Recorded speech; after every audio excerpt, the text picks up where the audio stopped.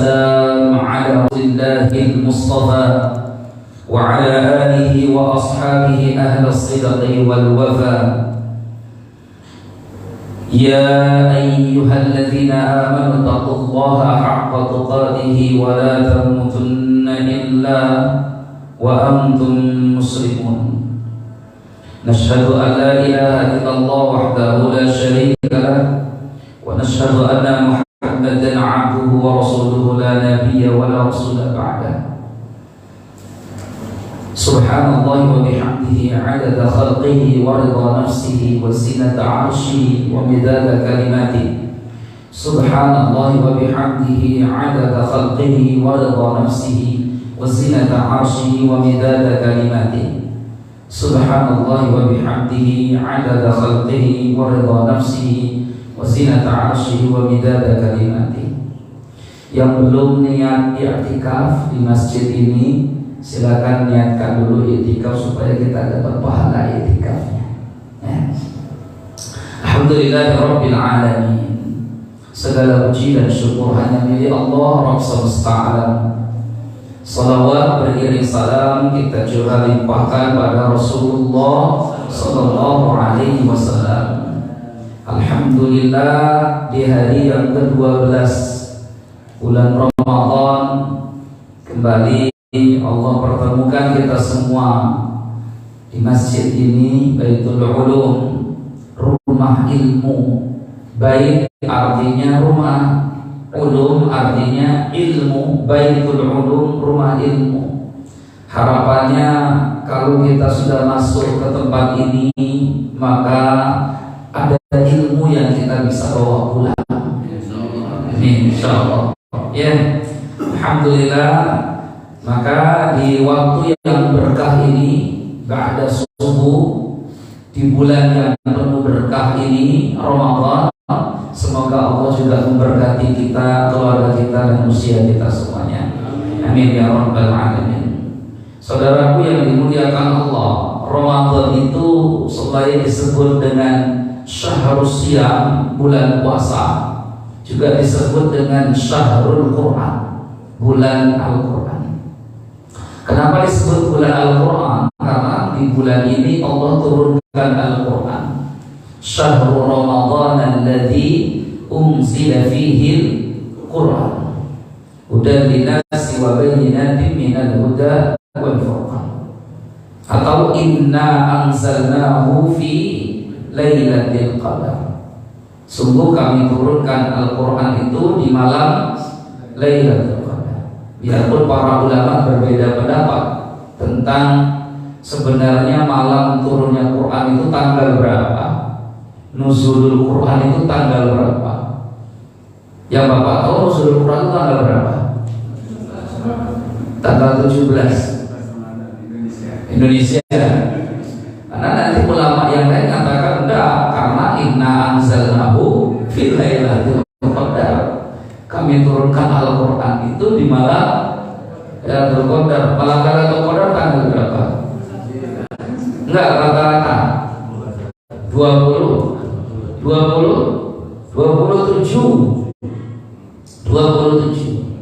Kebanyakan itu malam Lailatul Qadar itu malam 27 Ramadan, 27 Ramadan. Yang bingung tuh kalau Ramadan ini kita beda versi, itu bikin bingung gitu. Kata yang satu malam ini 27, katanya 26. Dia bikin bingung kita. Ini alhamdulillah mulainya kompak kemarinnya. Ya, finishnya kita nggak tahu nanti. Startnya kompak, finishnya wallahu a'lam. Moga-moga kompak lagi finishnya. Ya, bergantung nanti yang ketuk palu. Ya. Tapi itu biarkan saja para ulama yang berdiskusi panjang, karena dia mengatakan yang memang Al-Quran pertama kali diturunkan itu malam Lailatul Qadar tanggal 27. Tapi itu bukan turun ke Gua Hiro, katanya. Turunnya dari Allah ke langit-langit dunia. Ada yang alasannya begitu. Ada yang mengatakan dari langit-langit dunia Baitul Izzah diturunkan lagi baru di tanggal 17. Allah a'lam. Itu berdiskusi. Karena kenapa ada diskusi itu? Karena untuk menentukan malam nuzulul Qur'annya. Kalau kita misalkan nggak terlalu penting memikirkan nuzulul Qur'annya, tapi yang terpaling penting itu bagaimana membaca Al-Qur'annya. Ya, ketika kita memperingatinya, oke, itu bagian dari menambah pengetahuan. Tapi yang paling penting dari Al-Quran bukan peringatannya, apanya Pak? Membacanya. Nah, ini kan baca pada khatam Quran ini. Saya terus kelilipan ngomong begitu.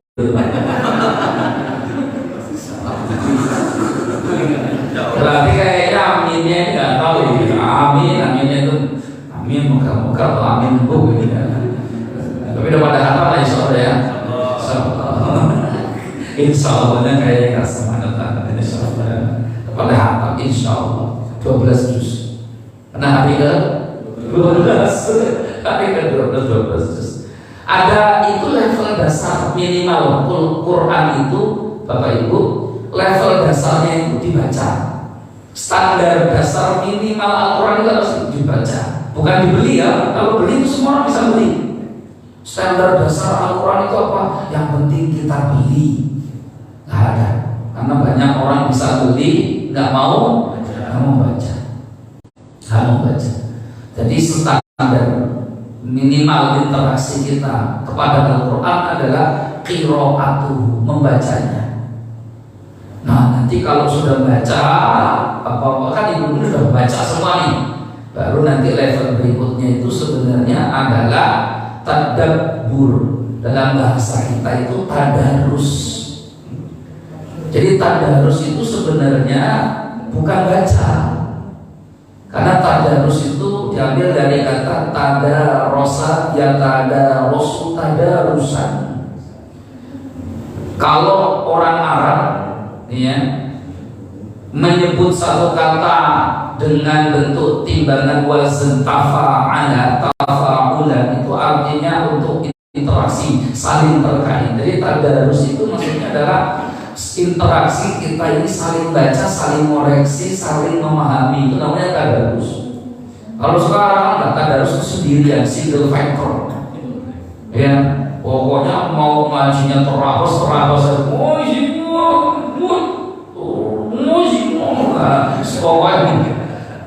dan nggak ada yang koreksi, nggak ada yang apa, karena dia ngaji sendiri.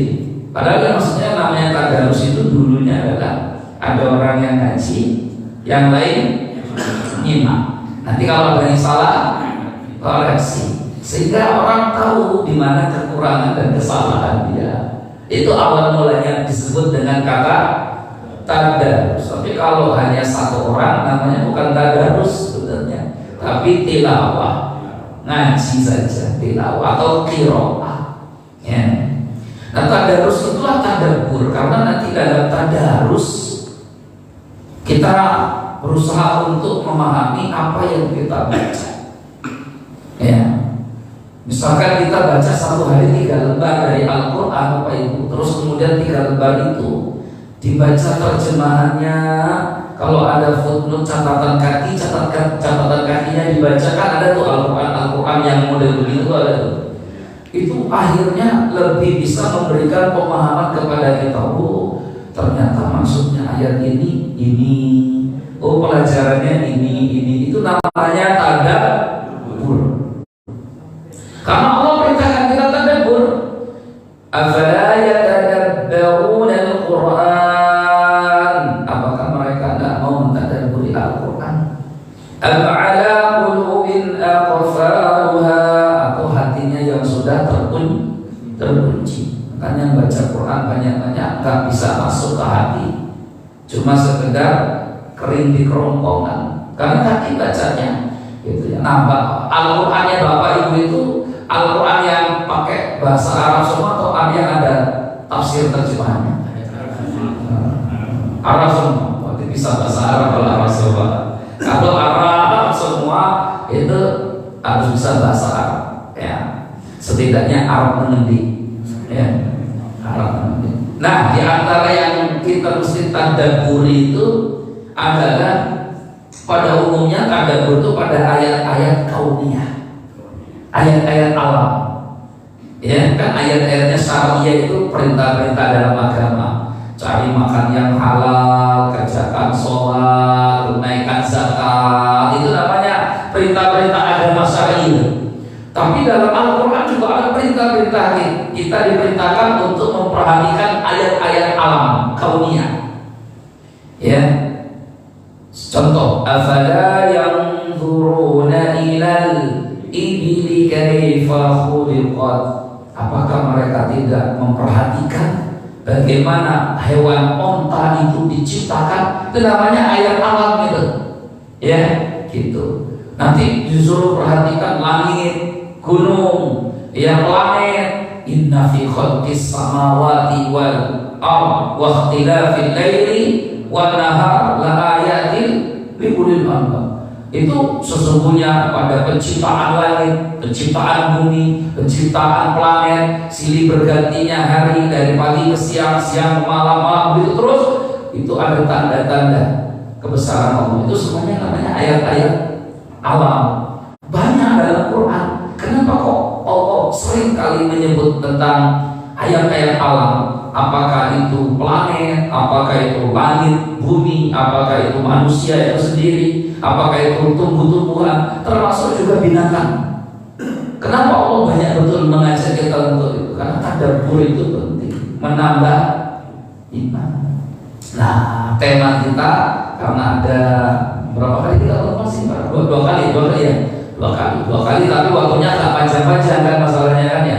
Waktunya agak panjang-panjang, 1 jam lah ke depan. Insyaallah kita akan tadabbur hewan-hewan, binatang-binatang yang ada di dalam Al-Quran. Kan banyak kan binatang-binatang yang ada dalam Al-Quran, banyak kan Pak? Banyak kan gitu ya. Ada marmut, ada marmut. Nggak ada ya, kelinci ya enggak, berarti nggak terlalu penting, makanya nggak dimasukkan. Kan gitu ya. Cacing, ada cacing nggak, berarti nggak penting. Gitu ya, nggak perlu di burung murai ya kan, nggak perlu murai, enggak, berarti nggak terlalu penting. Ya, gitu ya. Jadi nggak perlu dimasukkan. Berarti yang masuk di dalam itu hewan-hewan yang penting. Karena Allah berfirman, wa inna lakum fil an'ami la'ibrah. Sungguh di setiap hewan bagi kalian itu ada ibrah. Apa itu ibrah? Pelajaran. Jadi kalau ada hewan dimasukkan dalam Al-Quran, pasti hewan itu penuh pelajaran. Pertanyaannya sekarang, hewan apa yang kakinya 4? Enggak. Pertanyaannya, hewan apa yang pertama disebut dalam Al-Quran? Sapi, semut, lebah,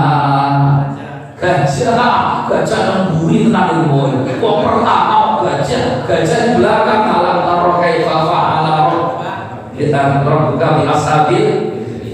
Berarti bukan gajah. Gajah itu penutupan terakhir. Ya. Nah, terus apa tadi? Semut di tengah-tengah. Terus apa tadi?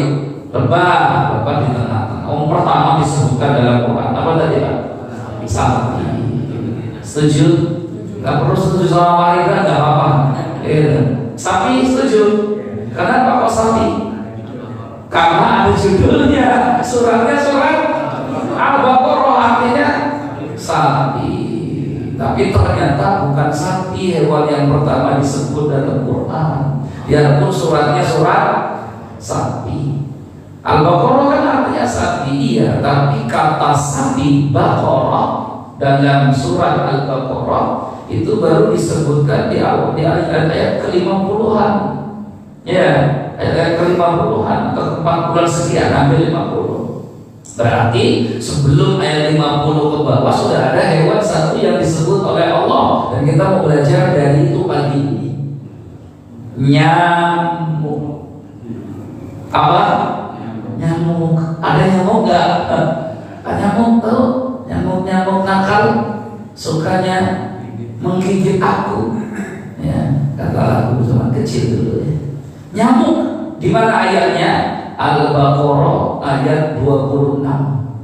Nah, jadi Sebelum nyebut Baqarah disebut dulu apa? Nyamuk. Ya, ada yang pernah digigit nyamuk di sini Pak? Sama tuh ada yang nggak pernah digigit nyamuk. Anaknya sultan kan, nyamuk saja mau masuk rumahnya segan. Gitu. Ya, semua pernah digigit nyamuk ya. Alhamdulillah, berarti kita sama berarti manusia, sama-sama apa? Manusia. Inna Allah la yastahi an yadriba masalan ma ba'udatan fama fawqaha fa amma alladhina amanu faya'lamuna annahu al-haqqu min rabbihim wa amma alladhina kafaru fayaquluna madza arada Allah bihadza masalah. Ayat 26. Inna Allah, sesungguhnya Allah, la yastahi, tak malu, tak segan. Ayat 12 adalah ba'udatan, untuk membuat permisalan ba'udatan. Ba'udatu artinya seekor nyamuk. Nyamuk bahasa Arabnya ba'udah. Al-Quran juga pakai bahasa ba'udah. Ba'udah artinya nyamuk. Kok nyamuk Ustaz? Iya. Makanya kita mau tadabbur pagi ini. Allah itu buat permisalan untuk manusia. Kalian manusia tuh belajar dari nyamuk. Biasanya nyamuk kita apakan Pak? Temprot. Kalau enggak semprot pakai baygon. Ya, hit tapi kurang bagus gitu. Hit itu kalau disemprot, emang nyamuknya itu kelilipan, tapi bangun lagi dia. Ya, yang bagus itu vape. Ya, lagi promosi vape ini saya tadi. Ya, itu harus semprot vape. Ya, itu nyamuk kan ya. Kita suka sepele kan ya. Gitu ya. Makanya di mana-mana biasanya yang dapat diskonan itu hitnya Pak. Enggak lah. Karena nyamuknya enggak mati, cuma kelilipan. Jadi ternyata, mohon maaf ya kalau ada karyawan di sini.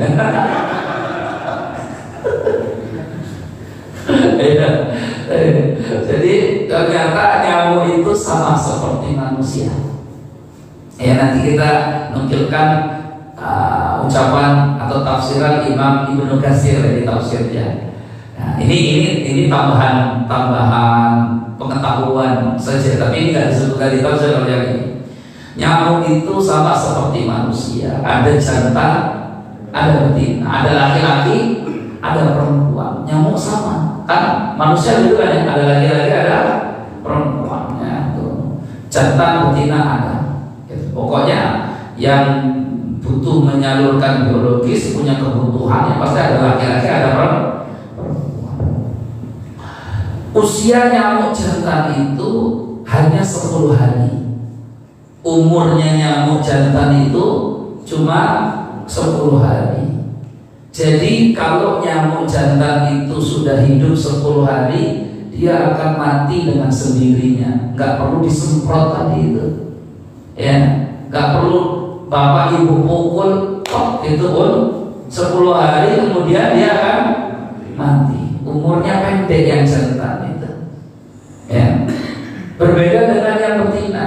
Yang betina itu umurnya lebih panjang daripada yang jantan. Berapa umurnya betina? Betina itu umur hidupnya 40 hari. Ya, 40 hari. Kenapa? Karena mereka menghisap darah dari manusia dan hewan. Jadi nyamuk yang menghisap darah kita itu dapat dipastikan 99% adalah nyamuk berjenis kelamin betina, perempuan. Bapak-bapak yang malam tadi digigit sama nyamuk, nah itu nyamuk yang digigit bapak itu adalah nyamuk jenis kelaminnya betina. Makanya agak gatel-gatel dikit kan. Kenapa Pak gatel? Karena dia nyamuknya perempuan. Bukan yang laki-laki, ya. Karena laki-lakinya, jantannya itu dia tidak menghisap darah. Nyamuk jantan itu tidak menghisap darah. dia makan nektar namanya, sari-sari dari buah-buah bunga itu yang nyamuk-nyamuk, dan tapi umurnya pendek. Ya, ini permisalan kata Imam Ibnu Katsir, hadza masalun daraballahu lid-dunya. Ini permisalan untuk manusia terhadap dunianya, bahwa manusia itu Bapak Ibu hakikatnya hidupnya kita itu pendek sebentar sekali. Ya, kayaknya kemarin kita ini masih ngumpul-ngumpul bareng-bareng sama, sekarang kok sudah punya anak. Kayaknya anak kita kemarin masih kecil-kecil, minta gendongan gitu ya, merengek, kelahi-kelahian. Sekarang sudah pada lanjut sekolah. Kemarin fokusnya biayai sekolah, sekarang tahu-tahu sudah mau nikah. Kayaknya cepat betul perjalanan itu. Ya, perjalanan itu cepat. Baru kemarin. Apalagi nanti di akhirat. Kalau di akhirat itu kita baru betul-betul sadar bahwa umur kita itu memang sangat singkat, betul, pendek. Betul. Paling umur kita ini hidup di dunia itu paling berapa sih? 60, 70, 80. Jarang orang bisa umurnya 80 lebih, itu jarang. Hari ini apalagi. Ya, kalau orang-orang produk dulu, iya umurnya agak panjang-panjang yang produk dulu. Karena belum masuk Indomie, belum masuk apalagi makanan-makanan cepat, saji gitu ya. Mereka makannya itu masih yang enggak niko-niko. Ya, bukan yang junk food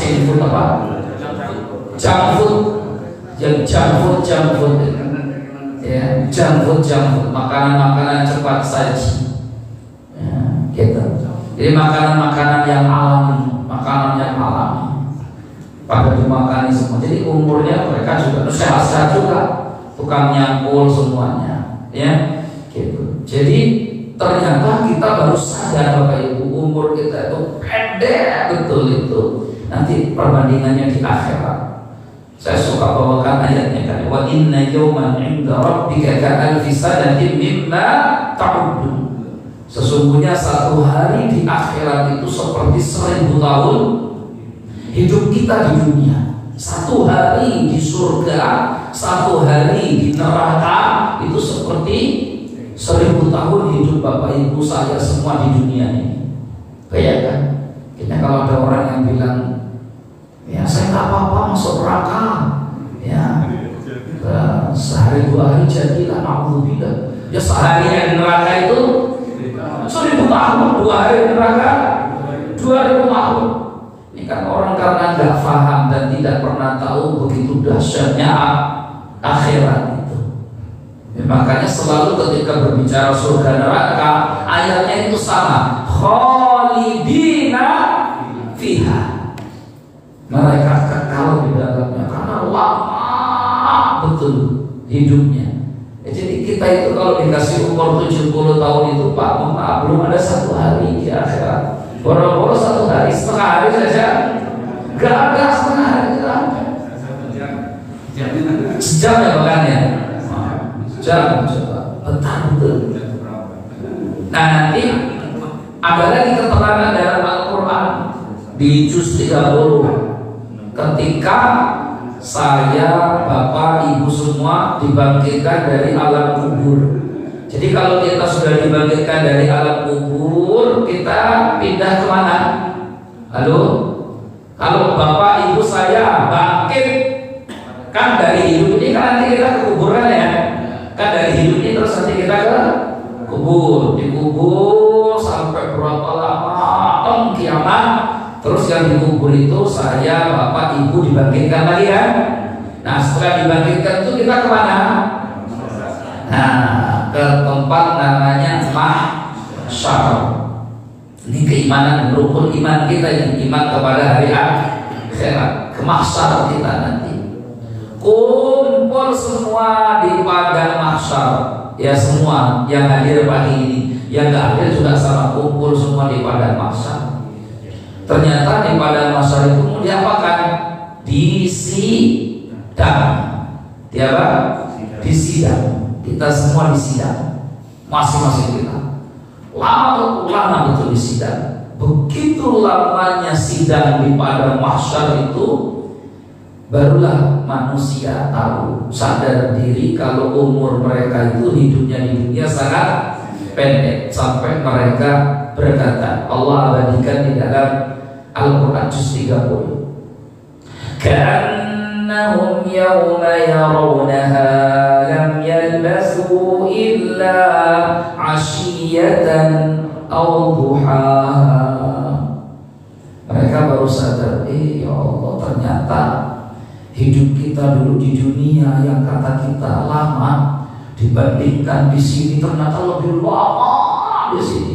Jadi kita dulu hidup itu seolah-olah seperti asyiyatan aw duhaha, waktu isya atau waktu duha, waktu isya atau waktu duha. Ada 4-5 jam, ya setengah harian kurang kan gitu kan, 4-5 jam. Oh, ternyata cuma segitu umur kita itu, pendek betul. Maka rugi betul orang, bodoh sekali dia kalau dia korbankan yang abadi, tapi ini bukan yang cuma 4 jam hidupnya. Bodoh betul orang ini. Ya moga-moga gak ada di sini orangnya. Orang sibuk dengan dunianya, lupa akhiratnya. Makanya masih jauh lebih lama umurnya nyamuk. Karena nyamuk berapa tadi? 10 hari. Kita paling hidupnya 4-5 jam. Jadi nyamuk itu buat kita sadar bahwa manusia itu hidupnya singkat. Lanjut lagi kata Imam Ibnu Katsir menukil dari Ar-Rabi' bin Anas, annal ba'udata, bahwasanya seekor nyamuk itu tahya maja'an fa idza sa'inat matat. Hewan nyamuk itu hewan yang unik. Kalau perutnya sering lapar, umurnya panjang. Tapi kalau kekenyangan terus, cepat mati. Jadi nyamuk itu kalau kenyang terus justru umurnya pendek, cepat mati. Tapi kalau sering lapar, umurnya panjang. Makanya betina itu umurnya bisa sampai 60 hari. Rata-rata kan 40, tapi dia bisa umur 60 hari kalau perutnya sering lapar. Tapi kalau perutnya kenyang terus gede terus, ternyata dia mati. Kalaupun nggak diteplek, kalaupun nggak disedot, 40 hari mati. 40 hari. Ya, ternyata manusia juga problemnya sama kan? Problem manusia itu paling banyak di mana? Udah mulai pegel-pegel, ini duduk begini sudah mulai terus. Itulah ada masalah itu. Dari makanan kan, akhirnya ke asam urat kan. Dari makanan, akhirnya ke kolesterol. Dari makanan, semua ternyata dari perut. Lagi ngomongin saya sendiri kayaknya Pak ya. Itu mana yang perutnya agak ini menonjol itu ada ya, Masya Allah. Tidak ada yang ngaku, pada tahan napas semua kayak gitu. Ada tahan napas semua. Masya Allah. Ya jadi annal ba'udata tahya maja'an. Nyamuk itu hewan unik. Kalau lapar justru umurnya panjang, kalau kenyang terus umurnya pendek, cepat mati. Maka manusia itu problemnya sama ternyata. Maka Masya Allah, dari sini kita sadar syariat ibadah puasa itu luar biasa. Buat kita makin sakit atau makin sehat? Makin sehat. Ternyata orang itu melapar-laparkan perutnya, makin sehat. Makin sehat. Saya ini termasuk yang kolesterolnya tinggi. Maka kalau puasa begini nikmat betul. Nah, biasanya kan bekam, darahnya keluarkan begitu. Jadi kalau sudah puasa begini nikmat, karena nggak terlalu banyak mikir kan makanannya tadi. Ternyata mengosokkan perut itu sehat, karena usus kita itu butuh istirahat, lambungnya juga butuh istirahat. Maka ada ungkapan sumutasi, ya puasa kamu akan sehat. Ini kan bukan hadis, tapi secara makna benar. Biarpun dia misalkan bukan hadis, tapi secara makna betul. Kenapa? Karena memang orang puasa itu datangkan kesehatan. Bahkan dokter pun mengakui, ya, orang kalau puasa itu sehat. Ternyata perut lapar itu bagus, perlu dilaporkan. Nanti sering melaparkan perutnya, mengosongkan perutnya. Kalau tidak sebulan 3 kali, tanggal 13, 14, 15. Kalau tidak seminggu 2 kali, Senin dan Kamis. Kalau tidak puasa Daud, hari ini makan, besok puasa, hari ini makan, besok puasa. Itu ternyata konsep hidup sehat ala Rasulullah Sallallahu Alaihi Wasallam. Jadi pelajaran. Tapi dan di sini wa kadzalika masalu haula'il qaum alladziina duriba lahum hadzal masal fil Qur'an idza tada'u min ad-dunya riyan akhadha Allahu 'inda dzalik. Ayat ini adalah permisalan untuk manusia. Allah buat permisalan seekor nyamuk. Manusia supaya belajar dari nyamuk. Nyamuk itu manusianya. Darah, di mana darah adalah tujuan atau dunianya nyamuk, maka untuk kita tuh dunianya itu hartanya tadi itu. Nyamuk itu seandainya mau mengontrol hawa nafsunya, Bapak Ibu, dan dia hanya menghisap darah sesuai dengan kadar yang dibutuhkan saja, maka umurnya akan bisa bertahan lebih panjang. Tapi kebanyakan nyamuk itu tidak bisa mengontrol diri, sehingga ketika sudah melihat darah, dia ingin mendapatkan darah itu sebanyak-banyaknya. Maka ketika dia hisap darah sebanyak-banyaknya, maka dia akan mati. Manusia itu begitu. Sebenarnya kita itu cukup sesuai dengan kebutuhan kita saja. Tapi nafsu kita lah yang membuat kita tidak pernah merasa cukup dengan kebutuhan. Karena nafsu kita membuat kita untuk memenuhi gaya hidup dan syahwatnya. Yang ini lagi. Belum selesai habis, udah beli lagi yang lain. Begitu. Atau dikejar lagi ini. Dunia itu tidak akan pernah ada habisnya sampai kapanpun. Maka kata beliau, kalau manusia sudah dibutakan dengan dunianya dan dia kejar itu dunianya, iqtatalu, mereka mati, ya binasa.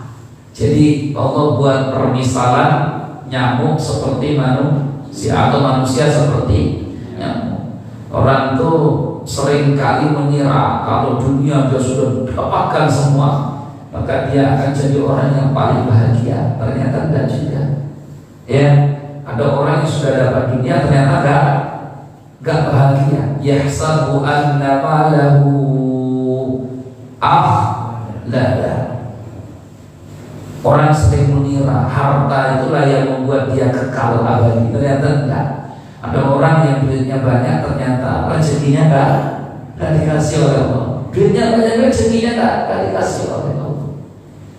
Konsep bahagia dalam Islam itu menurut Rasulullah itu sederhana banget. Maka dalam puasa kan Rasul sebutkan itu, inna lis-shaim farhatan. Sesungguhnya orang yang puasa itu punya 2 kegembiraan, kebahagiaan. Orang puasa itu, saya, bapak, ibu semua itu punya 2 kebahagiaan.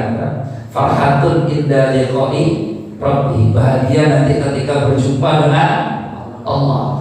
Itu bahagia banget. Apa yang kita lakukan pagi ini dihitung, dicatat pahalanya di sisi Allah. Bahagia betul. Ditimbang nanti berat betul itu. Ya agak ngantuk-ngantuk dikit nggak apa-apa, nanti timbangannya masih ada itu. Gitu. Saya paham Bapak Ibu malam tadi bangunnya pagi misalkan ya gitu, karena sahur jam-jam segini ini jam-jam yang paling berat, harus tidur macam-macam kan gitu ya. Tapi itu nanti kalau sudah ketemu dengan Allah, bahagia banget.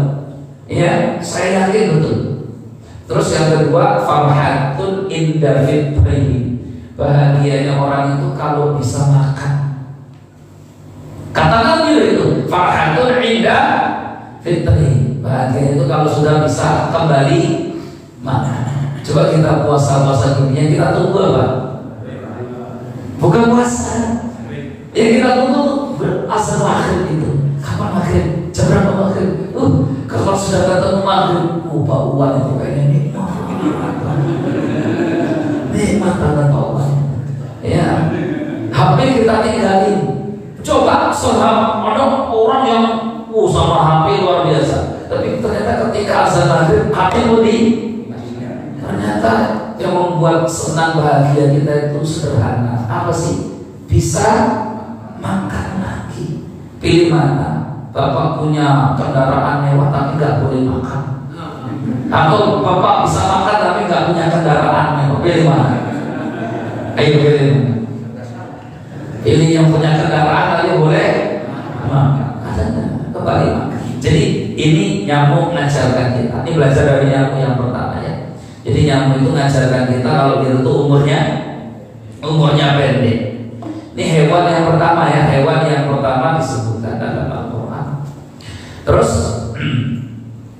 hewan berikutnya. Jadi nyamuk mengajarkan kita apa? Umurnya pendek. Yang kedua, jangan lupa akhirat ya, dengan terlalu buta fokus mengejar dunia. Karena ternyata semakin orang mengejar dunia itu semakin tidak pernah ada kata puas-puasnya. Tapi pada waktu di saat seperti itu dan justru Allah binasakan dia. Itu yang nggak mengenakan tuh di situ nantinya. Ya, dibinasakan dalam kondisi tidak punya bekal sekali untuk akhiratnya. Ya dunia itu perlu kita hidup di dunia kok. Gitu ya. Tapi jangan sampai lupa tujuan hidupnya, akhiratnya. Dan semua yang ada ini kan sebenarnya wasilah perantara untuk ke akhirat. Semua ini apa sih? Makanya Syekh Mutawalli Sya'rawi katakan rezeki itu kan ada 4. Rezeki itu ada 4. Rezeki yang paling bawah adna rezeki, kata Syekh Mutawalli Sya'rawi. Apa rezeki yang paling bawah? Al-mal, harta. Rezeki yang paling bawah itu harta. Tapi orang seringnya mengukur rezeki itu cuma dari harta saja. Kalau dapat apa-apa, kalau belum dapat duit, gak dapat rezeki kata dia. Ya, hari ini dia punya semua, kalau gak ada duit kata dia, alah, ya ini gila, payah, boleh duit saya gila. Mengukurnya selalu rezeki itu bentuknya apa? Harta duit. Padahal itu adalah adna rizqi. Kata beliau Syekh Sya'rawi, rizki yang paling dasar, rizki yang paling bawah. Berarti kalau ada yang paling bawah, ada yang paling atas. Iya. Apa a'la rizki? Al-afiyah, kesehatan. Kesehatan. Bapak Ibu lihat ya, bagaimana orang rela dia habiskan apanya? Hartanya dia habiskan, duitnya dihabiskan, tabungannya untuk apa? Supaya bisa sehat. Tidak ada sesuatu yang rela untuk dikorbankan agar kita mendapatkan sesuatu kecuali yang dikorbankan itu pasti lebih rendah dibandingkan untuk dapatkan itu. Ya, orang rela mengorbankan harta untuk apa? Dan sehat berarti sehat lebih penting, lebih tinggi, lebih berharga daripada harta. Maka kata beliau, orang dikasih sehat itulah sebenarnya rezekinya dia yang paling tinggi. Tapi kan orang juga sering ngeluh, badan sehat-sehat begini. Siapa tahu badan sehat-sehat, saya terus ditanya, gimana kabarnya Pak? Wah, alhamdulillah. Tapi yang ini gila, badannya udah sehat loh. Sehat itu apa? Pilih mana sekarang? Punya duit tapi sakit, atau sehat tapi nggak punya duit? Pilih mana? Pilihannya payah-payah terus nih kayaknya pagi. Ya kok pilihannya enak gitu, punya duit, sehat, pilihannya pinginnya kita. Karena pilihan itu kan serba gak enak, serba gak enak. Ya. Terus ternyata itu paling tinggi. Tapi ada lagi rezeki yang lebih utama lagi daripada itu. Iya, namanya afdhalur rizki, rizki yang paling afdal. Apa rizki yang paling afdal? Kata Syekh Sya'rawi, ya, anak-anak yang soleh. Ya, anak-anak yang soleh. Nah, jadi anak-anak yang soleh itu lebih afdal daripada harta. Anak-anak yang soleh itu lebih afdal daripada kesehatan. Orang tua sakit, tapi kita punya anak soleh, rasa-rasa sakit itu tidak dirasa. Yang penting anakku soleh kan gitu kan. Tapi orang sehat, anaknya beragajulan, sakit ya Pak, mikir kan anak. Oh ternyata ada yang lebih berharga daripada itu, anaknya soleh. Saya memang bukan orang yang berharta, tapi alhamdulillah Allah anugerahkan anak-anak saya semuanya soleh, nurut sama orang tuanya. Itu juga nikmat betul itu kan. Ada yang berharta keluarganya, tapi anaknya pada tidak nurut, ya kan? Pada tidak nurut anaknya. Ada yang mulia, ada yang mukuli teman sampai bisa dapat membangun. Ada yang macam-macam. Itu kan itu bagian dari fitnah, cobaan betul untuk orang tuanya. Baru nanti a'dhamu rizki yang paling agung, itu puncaknya. Kenapa puncaknya? Karena hakikatnya rizki pertama, rizki kedua, rizki ketiga itu hanyalah untuk dapatkan yang keempat ini. Karena kalau orang sudah dapat yang empat ini, gak punya tiga hal yang disebutkan awal tadi pun gak apa-apa. Ya, kalau orang saya, bapak, ibu sudah dapat rezeki yang keempat ini, saya gak punya harta pun gak apa-apa, saya gak punya anak pun gak apa-apa, saya gak dikasih sehat pun gak apa-apa, yang penting dapat yang keempat ini. Apa sih? Mardhatu Rabbi Azza wa Jalla, ridhonya Allah, itu yang paling agung, gak ada lagi yang lebih daripada itu. Sekarang hari ini kita dapat harta. Harta itu apa sih? Kalau orang beriman dia tahu betul, harta yang dia dapat itu hanya untuk jadi perantara mendapatkan ridho. Sekarang kita dikasih sehat. Sehatnya itu apa sih? Orang beriman sadar betul sehatnya ini hanya untuk dapat ridho Allah. Oh, kita dikasih anak, alhamdulillah, semua orang tua bahagia punya anak. Tapi ingat, tidak semua orang tua sadar anak itu untuk apa.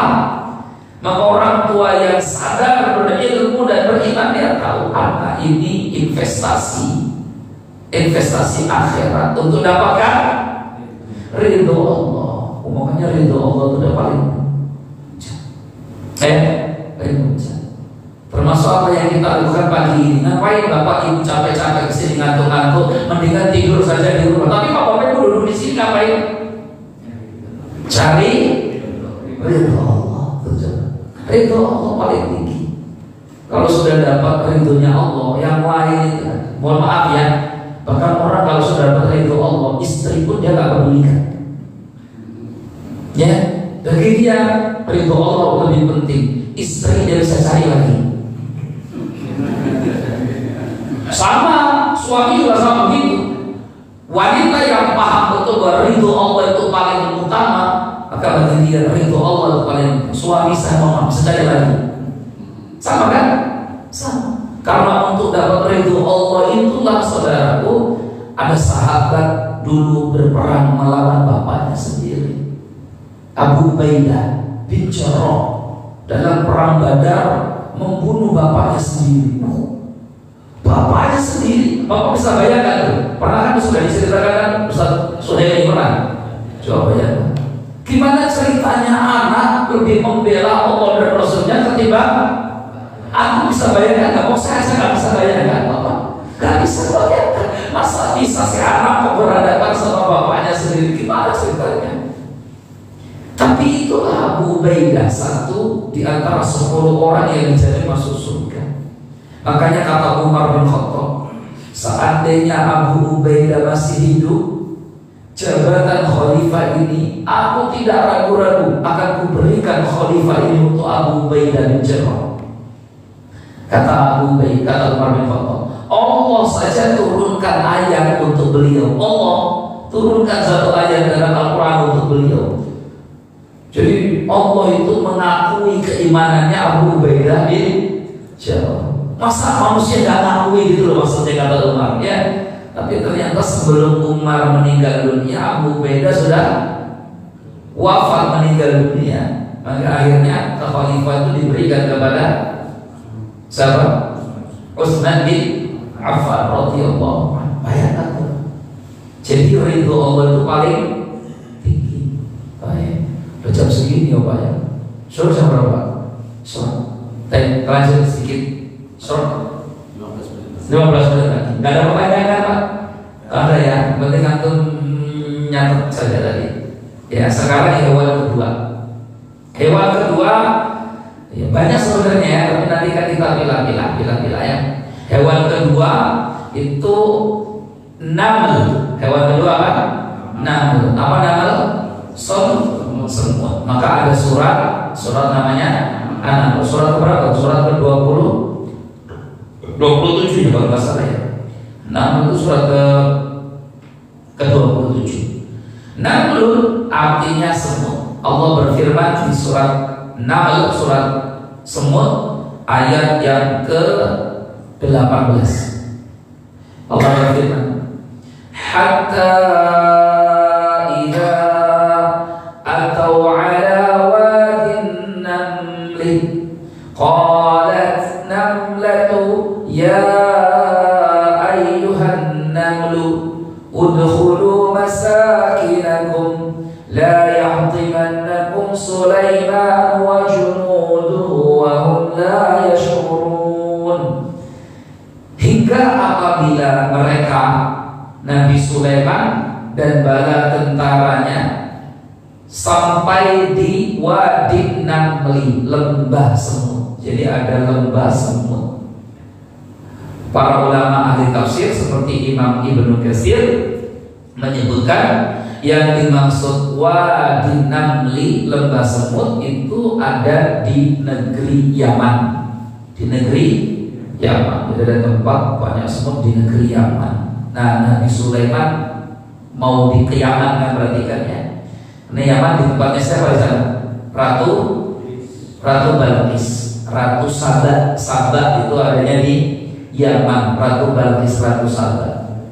Ya, makanya kejadian Nabi Sulaiman dengan Ratu Balqis itu kejadiannya ada di Palestina dan negeri Yaman, bukan di Indonesia ya, bukan Pak ya. Itu yang bilang di Indonesia itu cuma orang Indonesia, itu pun satu orang ya, Dr. Fahmi Basa, dosen UIN Sunan Gunung Jati kalau nggak salah, Bandung, yang bilang bahwa Sulaiman itu kejadiannya di Jawa. Makanya Sulaiman itu sekarang jadi Sleman. Ratu Saba Balqis itu, Saba itu bukan di Yaman tapi di Jawa. Makanya tempat Ratu Saba itu sekarang namanya Wonosobo. Jadi Sleman jadi Sleman, Ratu Saba jadi Wonosobo. Nah, saya bingungnya itu burung hututnya, karena burung hutut di Jawa nggak ada. Di Indonesia yang ada burung hutut itu cuma satu pulau di Indonesia. Karena di Indonesia itu ada burung hutut. Saya baca burung hutut itu di Indonesia satu-satunya tempat habitat burung hutut di Indonesia itu Pulau Kalimantan. Jadi nggak ada di Jawa. Nah, kalau hutut itu ada di Jawa, kemungkinan dia hututnya sar, gitu ya. Kalau enggak dia pahit sebenarnya.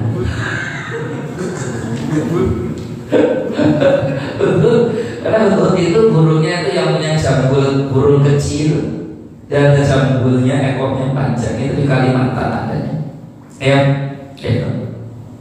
Tapi itu pun burung hututnya agak berbeda dengan hutut yang ada di timur. Intinya begitu ya. Jadi Nabi Sulaiman dan bala tentaranya sampai di lembah semut. Terus qalan namlatun, ada semut yang melihat. Namlatun itu orang Arab tuh tahu namlatun itu. Kalau semut itu namlun, kalau pakai tun itu tandanya perempuan. Makanya kalau laki-laki itu muslimun, kalau perempuan muslimatun. Laki-laki itu mukminun, kalau perempuan mukminatun. Makanya tun itu perempuan, ma'atun itu perempuan itu. Iya, gitu ya. Maimunatun, apalagi itu misalkan. Mi'atun, ya. Hayatun, pokok yang tun itu rata-rata perempuan. Kok di sini kolan 6 1400 tahun yang lalu Al-Quran sudah mengatakan kolan 6. Nah, ternyata semut itu seberapa banyak pun koloninya, yang mimpin tetap semut perempuan 6. Terus ternyata hari ini ketahuan lagi satu ilmu baru. Semut-semut itu kalau ngumpul dalam satu koloni besar, rumah semut, itu ternyata jantannya sedikit sekali. Kebanyakan mereka adalah perempuan. Yang kerja itu perempuan itu sebenarnya. Ya, gitu. Jantan-jantannya itu pesuru. Jadi intinya itu semua yang mengkordil itu perempuan. Makanya disebut kolat 6. Jantannya apa? Jantannya umurnya pendek, lagi-lagi pendek. Nyamuk sama semut itu sama menurut penelitian. Apa itu? Kalau setelah kawin langsung mati jantannya. Untuk manusia nggak begitu, Pak. Iya. Ternyata nyamuk sama semut itu kalau setelah kawin langsung mati. Makanya disebut kolat 6 berkatalah semut. Dan dulu sudah disebut perempuan semut itu jadi ratunya. Padahal kan ini pengetahuan kan bisa jadi baru-baru ini saja kan begitu. Tapi Al-Quran sudah 1400 tahun yang lalu mengungkap bahwa ternyata semut itu dipimpin oleh ratu, bukan raja semut ya, tapi ratunya semut ya, ratunya semut. Ya. Apa kata semut? Ya ayuhan namlu, hei para semut-semut yang lain, udkhulu masakinakum. Pelajaran pertama dari semut. Semut itu tinggalnya selalu berkoloni, berjamaah, ngumpul, nggak eksklusif. Kalau ada ceritanya semut itu kok sendirian di pojokan jendela lagi merenung, pasti itu semut yang sedang jotaan sama teman-temannya. Tapi semut gak ada jotaan, semut itu silaturahimnya bagus kok, ya kuat. Makanya manusia itu belajar dari semut, jangan eksklusif. Kadang kita ini apa ya? Ada orang-orang yang makin belajar agama kok makin dia eksklusif. Harusnya bergaul, sebarkan itu kebaikan yang ada pada dirinya. Rasulullah itu mendapat gelar Al-Amin, padahal masyarakat di mana Nabi hidup itu jadi Habibiyah betul, tapi yang menggelari beliau Al-Amin, yang dapat dipercaya. Siapa yang beri gelar? Masyarakatnya. Wah, itu orang baik itu dipercaya banget. Ada apa-apa titipkan saja sama beliau, pasti dijaga. Siapa namanya? Muhammad. Itu bagus coba. Padahal masyarakatnya rusak, tapi Nabi tetap dapat gelar Al-Amin. Itu menunjukkan bahwa Rasul bergaul dengan masyarakatnya. Jangan eksklusif, apalagi zaman sekarang eksklusif itu pasti dicurigai. Jangan-jangan yang eksklusif ini teroris, yang eksklusif ini aliran sesat. Makanya ngaji itu pun jangan eksklusif. Ngaji itu ya begini di masjid. Mau datang silakan. Apa yang ditengok ngaji guys. Ya duduk sini, mau di masjid aja. Tapi coba kalau ngajinya ada di rumah jam 11 malam lagi, itu orang bilang ngaji apa itu ya? Gak tahu, di rumah jam 11 malam baru mulai tuh. Jangan-jangan wah gitu kan, eksklusif. Jadi yang membuat eksklusif itu diri kita sendiri akhirnya.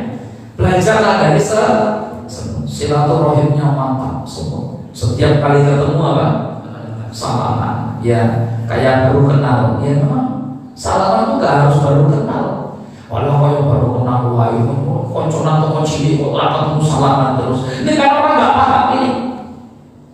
Karena dengan bersalaman itu justru gugurlah dosa. Yang punya dosa salah, ketemu assalamualaikum, ketemu assalamualaikum, dosanya gugur. Justru karena kita kenal makanya salaman. Ya memang banyak salahnya, mau kenal sama-sama kenal. Kalau nggak kenal itulah mau salaman tuh